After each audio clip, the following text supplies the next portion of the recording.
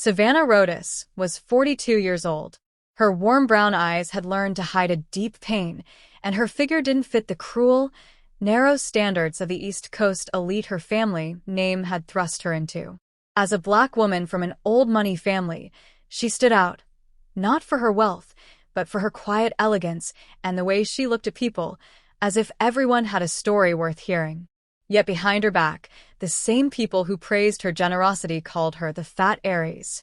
Her husband, Marcus Sterling, was one of them. That morning, the Greenwich mansion smelled of jasmine and fresh coffee. It was Marcus's birthday. The chef had prepared a special brunch, and Savannah had ordered flowers herself. She had chosen a luxury Rolex watch she knew Marcus wanted, not for the time it told, but for how it would gleam in his campaign photos. Marcus, 7 years younger, was an ambitious politician, charming in public, cold in private. They had been married for 10 years. No children. No love. Sometimes Savannah wondered if it had ever been real, or just another illusion sold by wealth.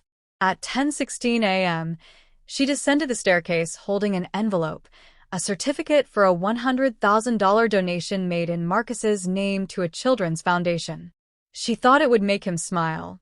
He loved looking generous. But when she reached the parlor, she froze behind a slightly open door. "That fat cow disgusts me, Mom," Marcus said, laughing. "I only care about her money. Did you think I actually enjoy sleeping with her?" Evelyn Sterling, his mother, replied without hesitation. "At least pretend, Marcus. Do it until you inherit everything that's hers. After that, you know what to do. You don't want to be tied to a body that looks like an inflated piñata full of regrets." They both laughed. Savannah stood still. The envelope slipped silently from her hand. Her face stayed calm, but her heart turned cold. She walked back upstairs quietly, shut her bedroom door, and sat in silence. She didn't cry. She didn't scream. She didn't confront them. That night, she smiled through dinner. She gave Marcus the Rolex. He kissed her cheek, pretending gratitude. Evelyn commented on the wine and suggested Savannah try her friend's new diet. They laughed, everyone except Savannah. She just watched, calm and quiet. But in her stillness, something inside her began to change. Past midnight, while Marcus slept, Savannah wandered barefoot through the mansion. Every object, the art, the piano, the imported furniture, felt like evidence of a life that never belonged to her. In the study, she took a sheet of paper and wrote in steady handwriting, "Thanks for showing your true colors." Then she opened her laptop. Within an hour, she sold the mansion through a discreet broker and moved her fortune to a Swiss account under a new identity. By 5 a.m., she was gone. No servants saw her leave. She carried only a backpack, her passport, a long coat, and a photo of herself at 18, arms open wide on a beach, when she still believed life could be her own. 2 hours later, Marcus woke up. Savannah was gone. He searched the kitchen, the garden, the halls, nothing. On the pillow lay a folded note. "Thanks for showing your true colors." He frowned, assuming it was just a tantrum. He called her phone, it was off. He texted her, no reply. "Where's Savannah?" he asked his mother. "Why are you asking me?" Evelyn replied. "She left. Just a note. Says, 'Thanks for showing your true colors.' What's that supposed to mean?" For the first time, Evelyn felt uneasy. By noon, Marcus discovered the mansion had been sold. The money had vanished, transferred legally to Savannah's new account. Even his clothes belonged to her. And worse, a financial leak exposed the transfer to a journalist investigating Marcus for corruption. Within days, his political career was in ruins. Marcus had lost everything, his image, his wealth, and the woman he had underestimated. Meanwhile, hundreds of miles away, Savannah sat quietly on a city bus heading to the South Shore neighborhood of Chicago, a place where nobody would recognize her. Her eyes were calm, her breath steady. In her coat pocket, she held that faded photograph of her younger self, arms open to the sea. For the first time in years, she felt free. That evening, the evening news buzzed. The wife of rising political figure Marcus Sterling has disappeared. Sources say she sold their mansion and emptied the accounts. Some call it a scandal, others fear foul play. Nobody knew the truth, but Savannah did. She knew the real kidnapping had been her entire life, trapped behind luxury, trapped behind lies. Now, she was free from all of it. As the bus rolled to its final stop, the driver called out, "South Shore. Last stop." Savannah stood. No one looked at her. No one recognized the woman who once graced magazine covers. In this world, she was invisible.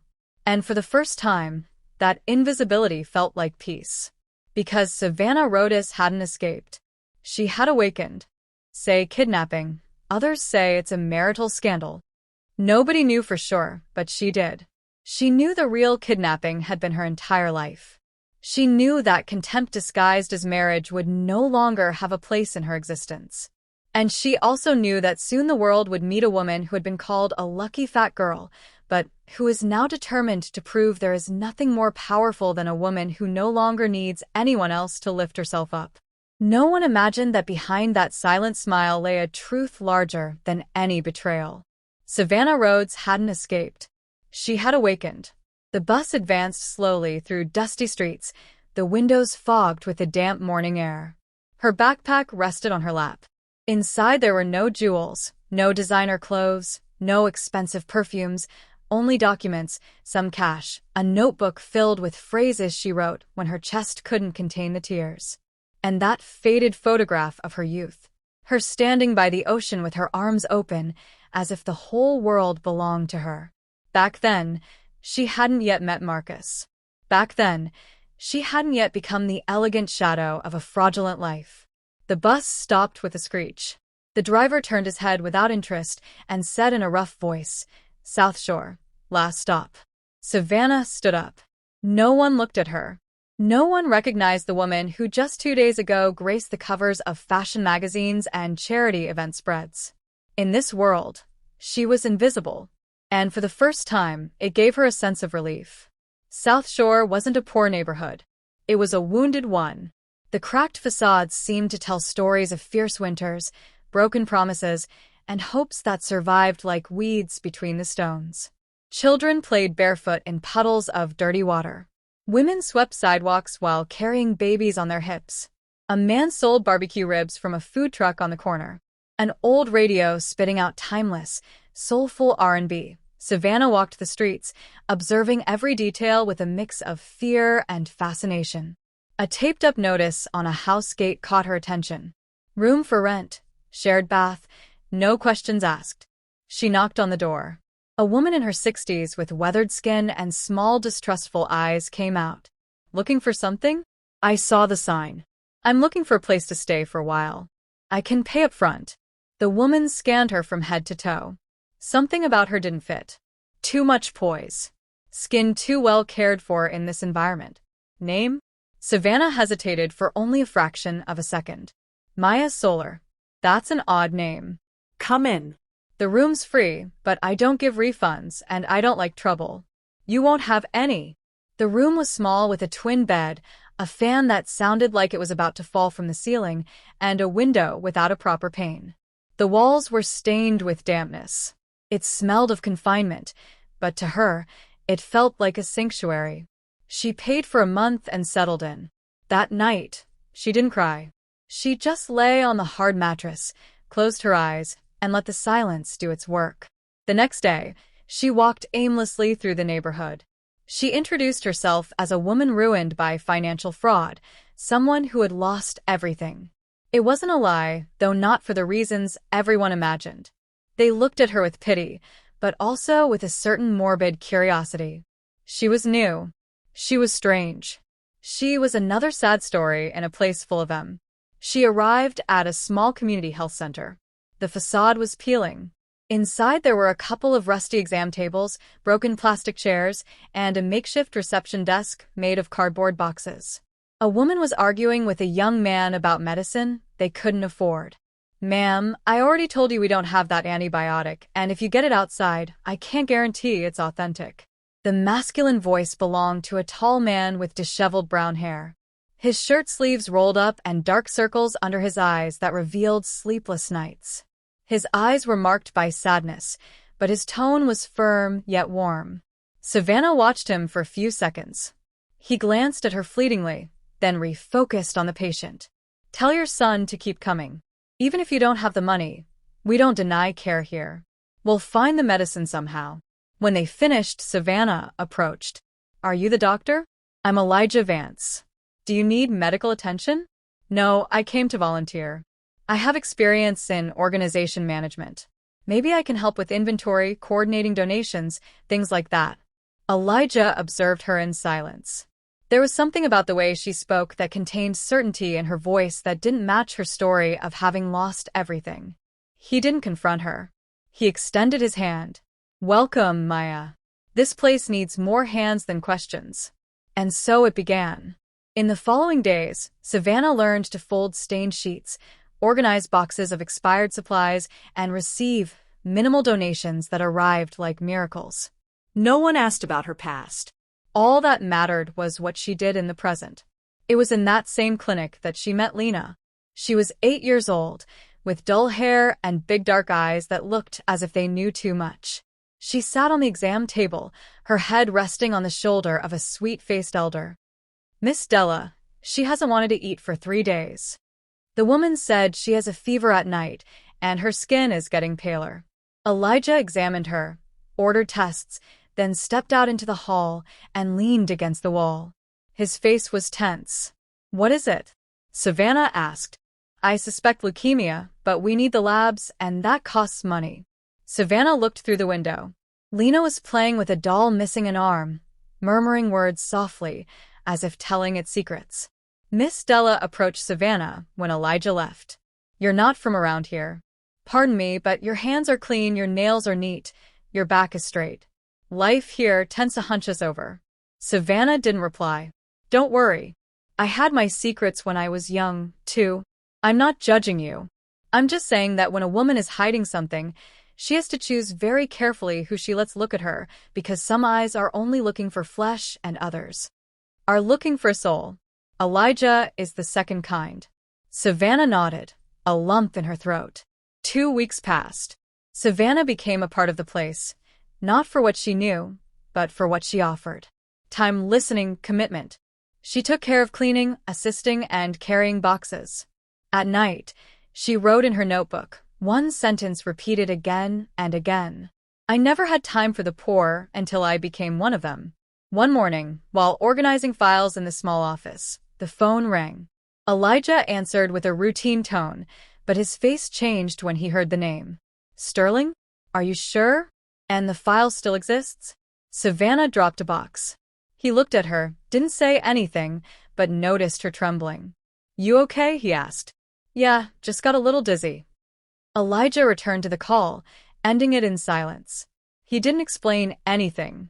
He just went out to the back patio for a cigarette.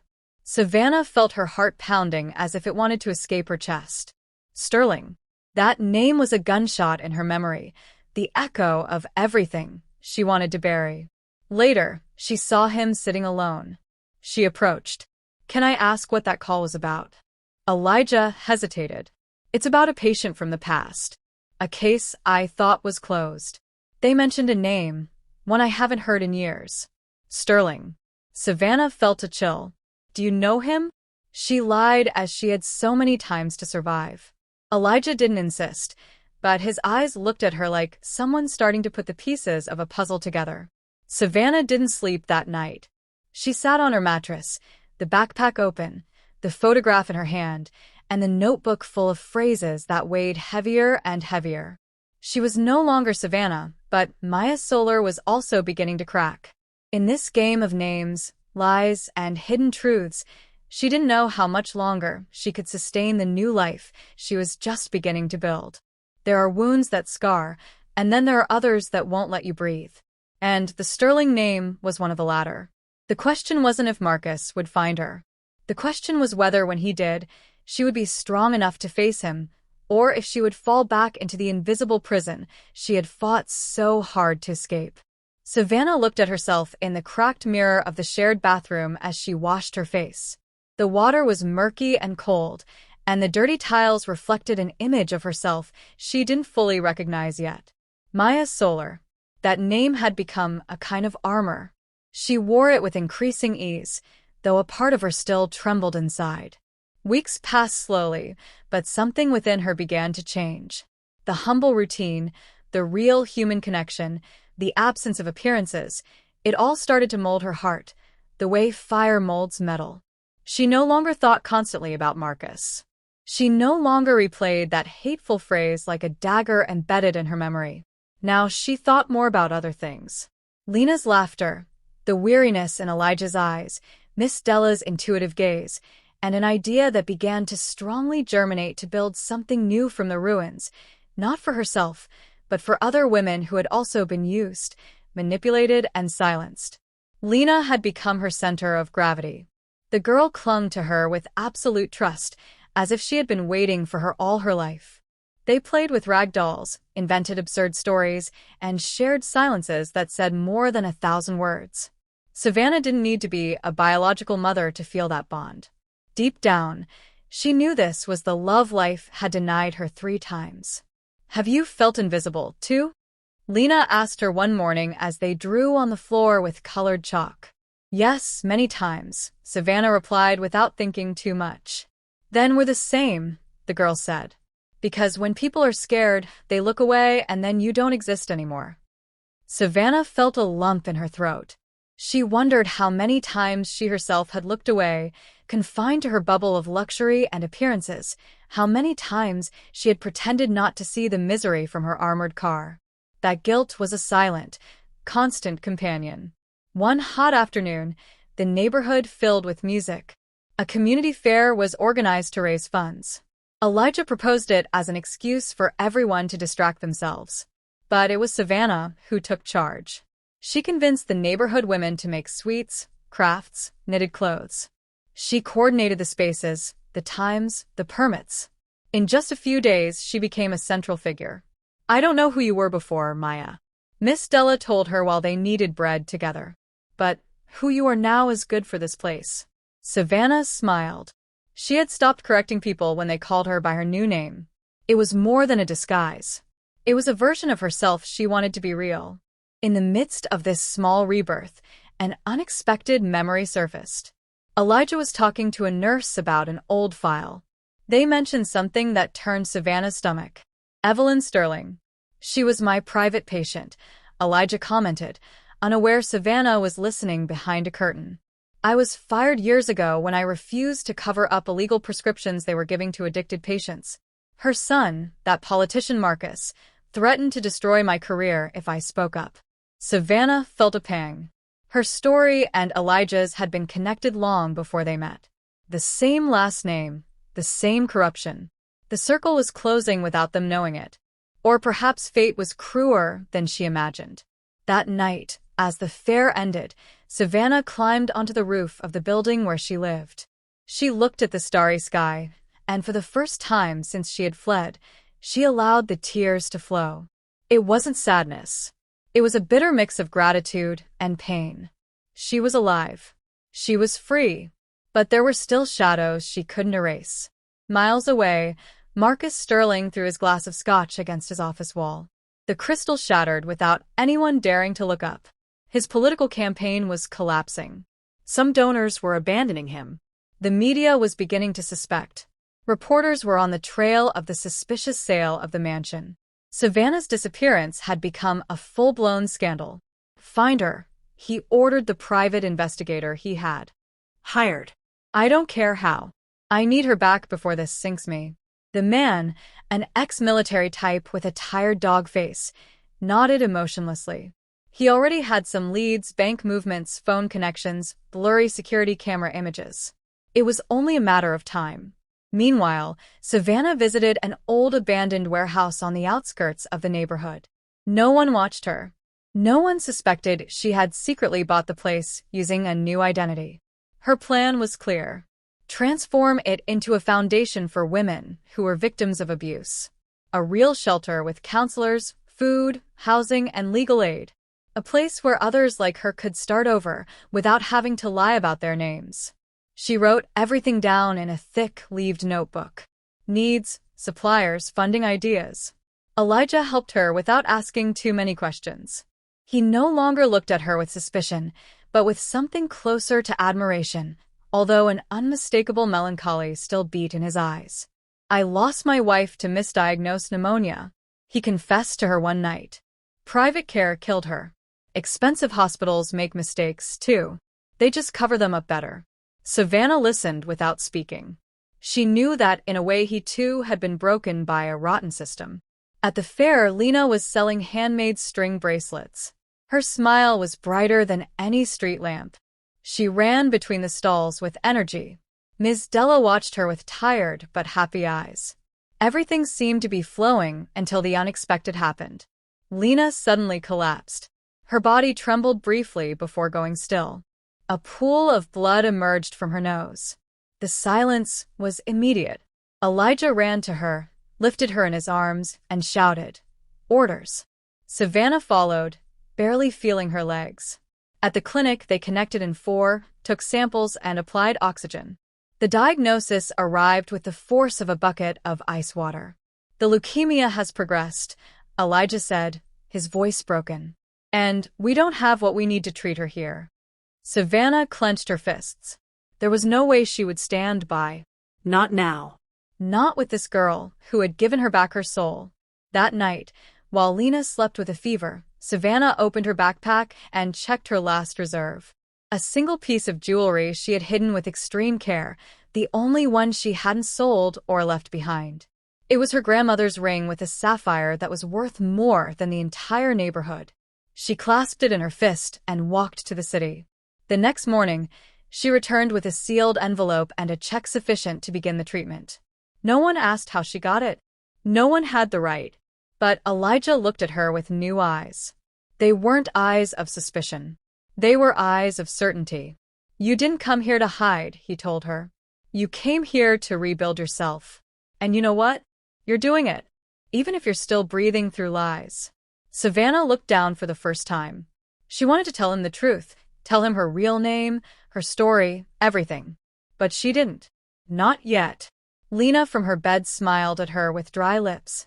"Don't leave me." "Never," Savannah replied, taking her hand. The clock kept ticking. Marcus kept searching, but Savannah was no longer the woman who stayed quiet when she heard. She disgusted him. Now she was a woman who fought, even if fear still breathed behind every smile, because lies, when sustained for too long, begin to take on a life of their own, and hers were breathing. The question was how much longer she could keep them under control, because when a lie learns to breathe, it can also learn to kill. Savannah woke up before the sun, as she had almost every day since adopting the name Maya Solar. The fan roared with a constant noise, and the damp walls of the room seemed grayer than ever. She squeezed her eyelids shut before opening her eyes completely. She wanted to avoid for a moment the reality that weighed like a tombstone on her chest. Lena was still hospitalized, connected to medications that could barely control the advance of her leukemia. Every minute was a struggle. Every smile from the girl was a shield against despair. And despite having secured the initial funds by selling that hidden jewel, she knew it wouldn't be enough. The treatment would be long, brutal, and costly, not just in money but in soul. At the clinic, Elijah watched her more closely. Her movements, her silences, her meticulous way of avoiding talking about herself. It wasn't just admiration he felt for her anymore. There was something more unsettling, an intuition, as if he were walking on a map he already knew, but with the names erased. He was beginning to suspect that the story she told was a shortened, controlled, and glossed-over version. Something inside him said there was more, much more beneath that sad calm. That morning, while reviewing the medicine inventory in the small makeshift pharmacy, Elijah dropped a comment that wasn't accidental. "Maya, did you ever live abroad? You have an accent, a neutral, educated one. It's not common here." She stopped, swallowed, and thought fast. "I studied for a few years in Europe, then worked in DC for a while. That's why I sometimes have that odd tone." Elijah nodded without saying anything, but the doubt in his eyes deepened. Hours later, Savannah visited the abandoned warehouse where she had begun planning the foundation. She sat in the dust on a broken box and pulled out her notebook. She wrote a single phrase. "Fear is a cage with open doors." She closed the notebook and took a deep breath. It was then that she heard footsteps behind her. She turned, and there was Miss Della with a bag of bread in one hand and a sharp look on her face. "I looked for you at the clinic. Lena asked about you," she said without preamble. Savannah got up, dusting off her hands. "I just came to jot down a few things. I need to get this place running before everything collapses." The elder woman placed the bread on a box. "You're not running from fraud or economic ruin. I knew that from the first day. Not because of what you say, but because of what you keep silent. You don't run from love, dear. You only run from fear. And you, who do you fear?" The question floated in the air like thick smoke. Savannah wanted to answer, but she didn't have enough words for everything she carried inside. She only mumbled, her voice choked. "Myself." The elder woman nodded. She didn't need more. She left the bag of bread, tenderly stroked Savannah's shoulder, and left without saying goodbye. Meanwhile, in Manhattan, Marcus Sterling stared at his computer with contained fury. Before his eyes was a photo taken by a volunteer at a charity fair in South Shore. In the image, a group of women were gathered around a food stall. In a corner, almost blurred but unmistakable, was her, Savannah. Marcus' heart pounded violently. He stood up, threw his chair backward, and shouted an order into the air. "Get the car ready. We're going to South Shore." 3 hours later, his black SUV with tinted windows slid through the dusty streets of the neighborhood, clashing with everything around it. People looked at him with distrust. Some stepped aside, others pretended not to see. Savannah was returning from buying gauze for the clinic. She was walking with a hurried step when she saw the car parked in front of the medical center entrance. She stopped dead. Her stomach dropped. Her chest hardened. She would recognize that vehicle even from behind and without lights. She didn't think. She didn't analyze. She simply spun on her heels and began walking in the opposite direction, not running, but with the exact rhythm of someone fleeing without wanting to seem like they're fleeing. She ducked into an alley, then another, climbed a small incline, and hid behind a broken wall until the car started and disappeared from her sight. He hadn't seen her. Marcus hadn't found her, but he was close. Too close. She couldn't sleep that night. Fear had returned like an old illness. She wondered how much longer she could sustain this fragile piece before everything crumbled. At the clinic, Lena waited for her with bright eyes. She held out a bracelet made of red threads. "It's so you won't leave," the girl said. "Now you're tied to me." Savannah knelt by the bed. She stroked her forehead. "I'm tied to you, even if you don't put it on me." "Are you sad?" "A little." "Why?" "You saved my life." Savannah contained her tears. "Because I don't know how to save my own." Elijah, listening from the doorway, felt something inside him break. He couldn't handle the uncertainty anymore. This woman wasn't just any woman. She had scars that didn't match her invented story. That morning, when everyone was asleep, Elijah entered the clinic's small office and turned on his laptop. He didn't know exactly what he was looking for until he did it. He typed the name that had been haunting him since he met Maya Solar, Savannah Rhodes. The browser returned hundreds of results. Photos at social events, magazine covers, news of her disappearance, articles about a mysterious mansion sale, political scandals, and an image that froze him. The same smile, the same eyes, the same face he had learned to read in recent months. Maya Solar didn't exist. She was a mask, a lie. But everything she had done was real. The help, the tenderness, the devotion. This woman with a past of broken glass had saved lives. She had resurrected her own. And now he knew who she really was. Savannah Rhodes, the disappeared wife of the man who had fired, humiliated, and destroyed him. The circle was closing. He leaned back in his chair, closed his eyes. He could no longer pretend he didn't know. And now he had to decide what to do with that truth. Because the price of knowing is the power to look away. And he wouldn't do that again. Elijah woke up without having slept a wink. The image of Savannah Rhodes on his screen was fixed in his mind like a burn. Maya Solar didn't exist. He had witnessed how she healed the wounds of others while carrying her own, with unbearable silence. He knew that if he confronted her, nothing would ever be the same. But silence was also a way of betraying what he valued most, the truth. He found her sitting on the clinic threshold, the notebook in her hands. She wasn't writing. She was just holding it as if it held her balance. "We need to talk," he said without preamble. She looked up. Her gaze showed no surprise.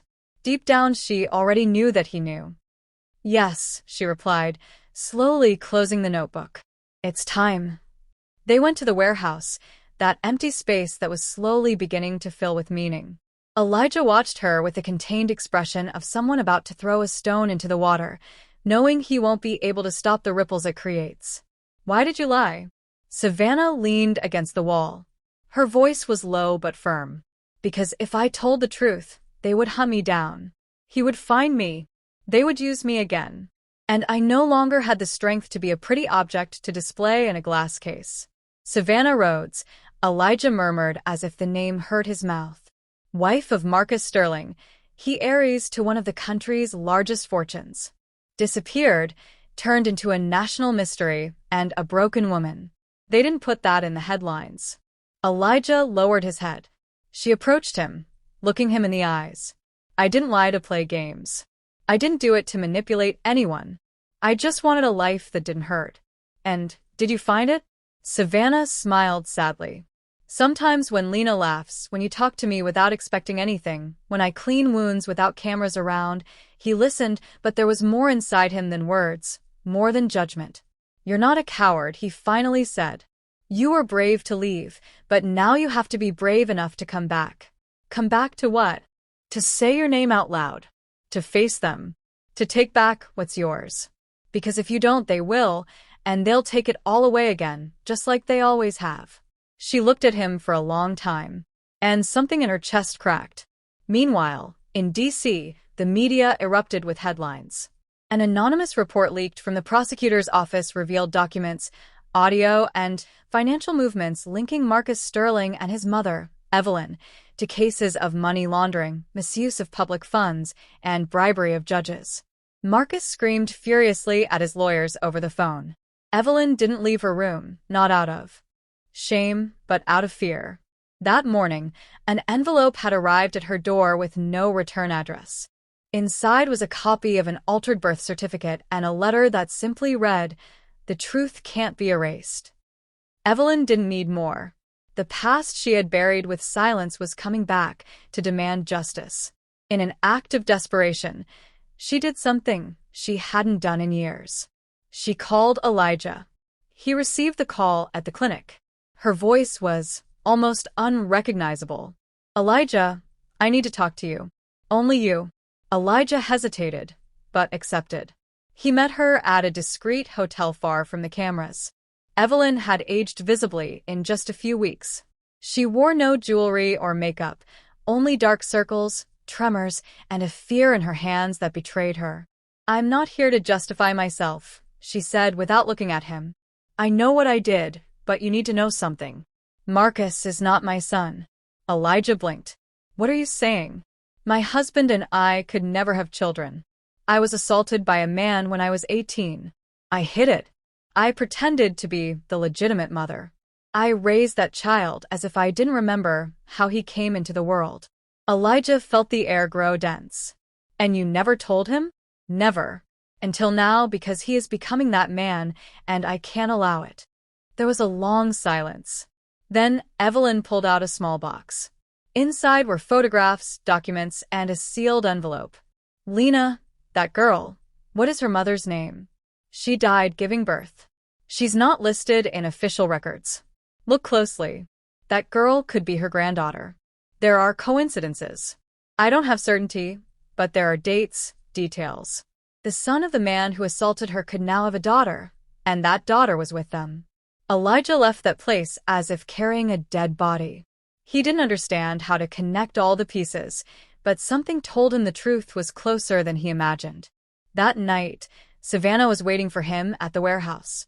She had been cleaning, organizing, distracting herself. But seeing his face, she knew he brought more than just bad news. "What happened?" He told her everything about Evelyn, about Marcus, about the possibility with Lena.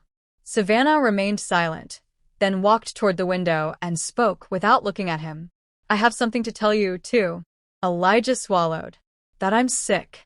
Amyotrophic lateral sclerosis, ALS. I was diagnosed a year ago. That's why I left, too. I didn't want to die surrounded by people who would only cry about my inheritance. Elijah didn't know what to say. I have a few years left, maybe months if I'm lucky, but I want that time to mean something. It will, he replied, his eyes wet. We're going to build that foundation. We're going to leave something that endures even if you're not here. She hugged him for the first time without fear, as if touching him could anchor her body to this earth that would soon begin to fail her. Upon returning to her room, Savannah found an envelope with her name written in cursive. She opened it. It was a letter. She recognized the handwriting before reading it. It was from her mother. Savannah, if you're reading this, it means I'm gone. I don't know how much damage I did to you.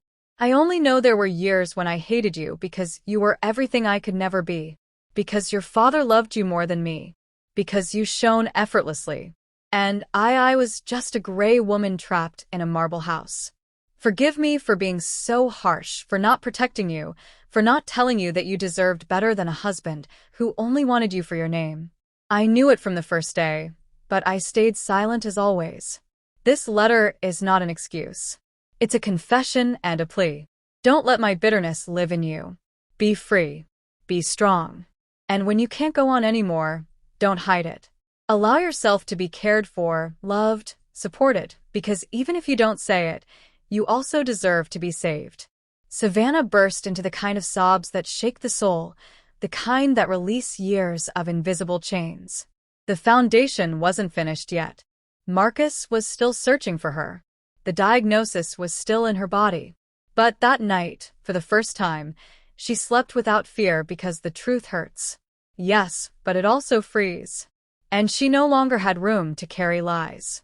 Now she just wanted to build something before her body gave out. And she would do it with Elijah, with Lena, with her truth as her only inheritance. The work on the old warehouse finished 2 weeks ahead of schedule. The hands of the neighborhood united as if the project had always belonged to them. Men who could barely read mixed cement with a surgeon's precision.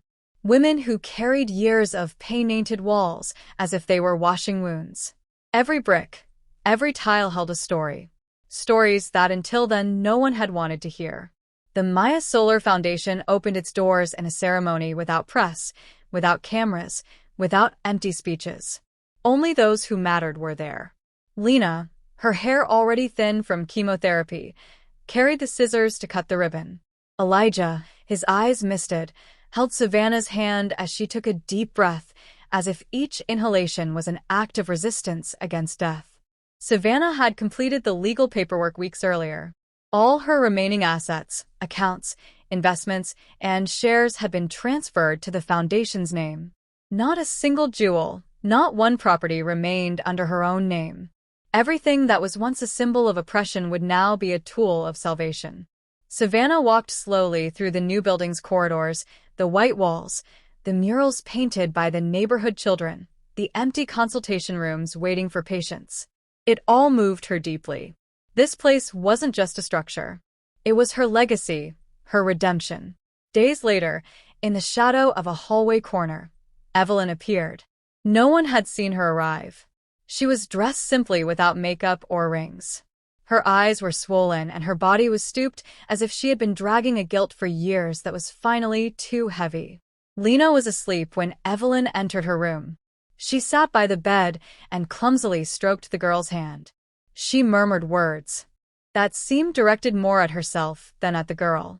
Then she left silently, but Savannah was waiting for her outside. I knew you would come, she said. Evelyn looked down. I didn't come to justify myself. I came to ask for your forgiveness, not for Marcus. He chose his path already. I came to ask forgiveness for myself, for being an accomplice, for staying silent. Savannah didn't speak for several seconds. And you expect me to forgive you? No. Just to listen to me. Then speak. I watched you fade away for years. You became something so perfect. It was impossible to see you. You were invisible, Savannah. Invisible, just as I was for my whole life. I was used, manipulated, forced to keep quiet, too. And you were my mirror. That's why I hated you. Because you reminded me of everything I didn't dare to do. Savannah stepped closer, not to hug her, but just to look her straight in the eye. I hear you, but I don't forgive you for what you did to me. I forgive you for what you did to yourself. Evelyn released the tears she had held back for decades. On television, Marcus was news, no longer as a politician, but as a suspect. His image appeared among headlines of corruption, money laundering, and ties to influence peddling networks. He had been expelled from his party. His face no longer sold smiles. It sold scandal. And then, as a last resort, he appeared in front of the foundation. Savannah watched him from the second floor. She felt neither fear nor rage. She felt something colder, a sad compassion, like someone observing a person who is already lost. He waited for her in the courtyard. He held a briefcase and looked older than the years that had passed. I didn't come to fight, he said as soon as he saw her. I came to make a deal. There are no deals with you, she replied calmly. I have proof, documents. I could sink you with a public lie. I could say you stole, that you faked your disappearance to take everything. I already did.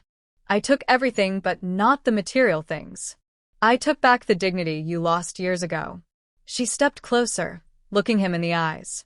Do you really think this place is worth less than everything you had? No. I think this place is the only thing that is worth anything because you can keep all the material things. What you will never have is peace. Marcus took a step back. The truth hit him harder than any threat. And tell your mother that I listened to her.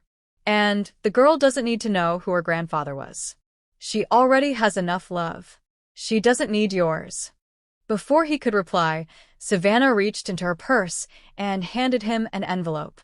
If this is the last thing you will ever have from me, Marcus walked away without opening it. Later, in his empty apartment, he read it. Power without love is hollow. Money without soul is death. You killed me many times when I was alive, but I resurrected and you are still buried in your own ego. We are no longer enemies. We are nothing. Learn to be alone. Maybe then you'll start to find yourself. Elijah and Savannah shared a night together. It wasn't a night of passion. It was a night of truth. They slept in the same bed, listening to each other breathe, like two castaways clinging to each other in the middle of the ocean. Are you scared? He asked. I have peace, which isn't the same as the absence of fear, but it's enough. I love you. She didn't respond with words. She took his hand and placed it on her chest. The next morning, Elijah went to get coffee. When he returned, he found her asleep, smiling, but she wasn't breathing. He walked over, touched her, and knew she was gone. He didn't scream or cry instantly. He just sat beside her and held her hand until the sun fully rose. On the table were envelopes with handwritten names. One for Elijah, one for Lena, one for Miss Della, one for Evelyn. Elijah's note read, Don't cry for what wasn't. Be thankful for what was. I leave the life I wanted for myself in your hands. Never let anyone doubt your light because you made me shine even in the darkness. Lena's note read, You taught me that a smile can heal more than medicine. Promise me you will write your story because the world needs to know a little girl who defeated fear. The Maya Solar Foundation continued to stand. It grew. It healed. It embraced. And on one of its main walls, a mural with Savannah's smiling face reminded everyone that some women, though they may die, never truly leave. Because what changes the world isn't money, it's the truth and the love that is built from it. Elijah didn't know how long he stayed by her side. Maybe an hour, maybe two. The world seemed to have stopped in that simple room where she, with her quiet body and her smile still present, had decided to go without dramatic goodbyes, without noise, without fear. She left as she had lived her last months, in silence, but leaving indelible footprints. There was no funeral in a marble cemetery, no mass with chandeliers, no fake speeches from politicians. Her body was cremated as she requested, and her ashes were scattered in the garden of the Maya Solar Foundation, right where they planted a young almond tree that Lena promised to water every morning. The news of her death spread quickly through the neighborhood. Women wept at the gate. Children fell silent, and Lena went days without speaking. Elijah walked on autopilot, but he didn't stop. Things had to continue, and he promised himself he wouldn't let her story be buried in that white room. It was Lena who discovered something more. Weeks later, in one of Savannah's desk drawers, she found a carefully bound manuscript in the same clear, firm handwriting she used for notes at the clinic. The handwritten title read, "My husband said I disgusted him." The prologue began. This is not the story of a woman abandoned, but of a woman who learned to abandon herself to please the world, and one day woke up. Elijah read it in a single night. When he finished, he knew what he had to do. Months later, the book was published by an independent publisher. No one expected the phenomenon it would become. It went viral, first on social media, then in traditional media. Women bought it in silence, shared it with tears in their eyes, whispered about it at neighborhood meetings, and analyzed it in universities. Savannah's story wasn't just about a betrayed wife. It was about every woman who had ever felt less than enough. In interviews, Elijah appeared to talk about the Foundation's project. He never took a single cent for the book. All proceeds were dedicated to creating new Maya Solar Foundation locations in other regions. The idea was clear. No woman should have to disappear to live again. Lena was the one who named the second location. She called it the House of the Reborn. It was small, modest, but full of life. She herself painted a wall with the phrase Savannah left her in her letter. "Promise me you will write your story." And she did. Lena wrote. She published a children's book inspired by her experiences, where a little girl defeated the monster of gray days with a smile and a red bracelet. She was invited to book fairs. She gave interviews. She always spoke of Savannah as if she were still alive, and for her she was. Elijah continued as the Foundation's medical director. There were days when the weight of her absence fell upon him like a stone. But all he had to do was step into the garden and see the women laughing, the children running, the volunteers arriving with enthusiasm to know that Savannah had won, that her love had not died, that her legacy was not ash but a root. He wore a locket around his neck. Inside a lock of hair she had given him before she died, along with a note, "When you doubt yourself, touch this. Here is the part of me that will never leave." He never opened it in public, only on solitary nights when the silence hurt. Evelyn also changed. No one believed it at first, not even her. But she did. She began visiting homes for vulnerable women. She became an anonymous volunteer at a center for abuse victims. And most unexpectedly, she donated all her properties, shares, and accounts to the Maya Solar Foundation. She disappeared from the public eye. No one ever heard from her again. Some say she went to a convent, others that she moved to another country. The truth is that her name ceased to be synonymous with power and became a silent shadow that no longer sought to control anything. Marcus, for his part, sank. He lost everything: fortune, reputation, allies. He tried to publish a memoir to clear his name, but no one bought it. He faded into oblivion, as men who built empires only on lies do. Elijah once saw him at a city cafe alone, disheveled with a lost look. He didn't approach. He didn't say anything. He just thought of what Savannah had written in that last letter. "We are no longer enemies. We are nothing." A year after her death, the Foundation organized a special ceremony in her name. People came from different places. Women who had read her book, who had escaped violent homes, who had been rescued from trafficking, who had healed in silence thanks to her story. They spoke out loud, without shame, without fear. At the end of the event, a woman took the microphone and said, "I was invisible until I read her story. Savannah didn't die. She woke up in me, and in many others." Elijah closed his eyes and smiled. As he left, Lena took his hand. "Do you think she sees us from up there?" "I have no doubt. She is in you, in me, in all of us. I dream about her sometimes. What does she say to keep writing? That words heal, too." And Lena wrote A.